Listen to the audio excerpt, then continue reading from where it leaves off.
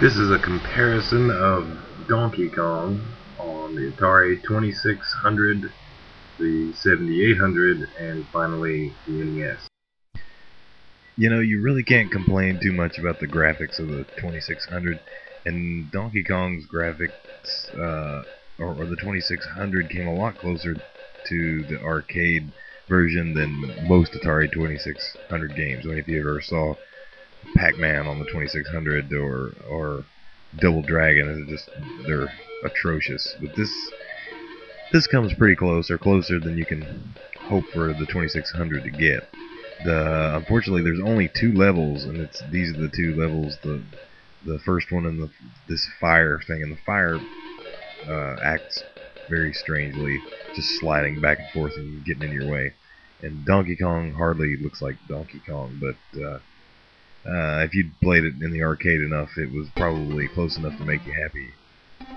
I'm not doing a comparison of a 5200 version because, to my knowledge, there isn't a 5200 version.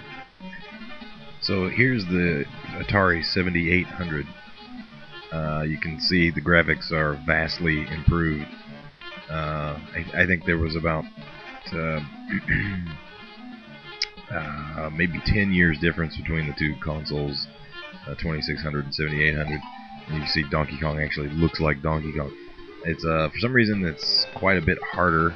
It's a little bit more difficult to control. I don't know why the control seems stiff, but the colors are really nice, and the 7800 was a pretty good little console. It was just unfortunate to come out in the wake of the NES.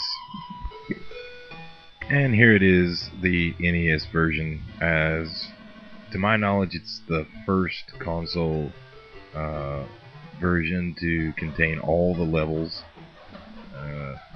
as the arcade.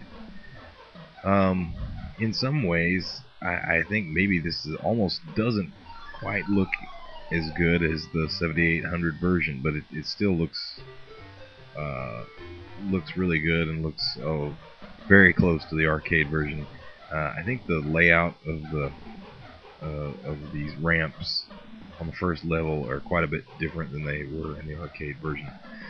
But everything else looks good. The fire acts like it's supposed to, instead of just sliding back and forth like on the 2600.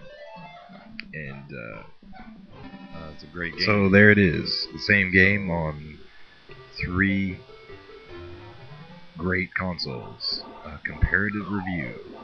Thanks for watching.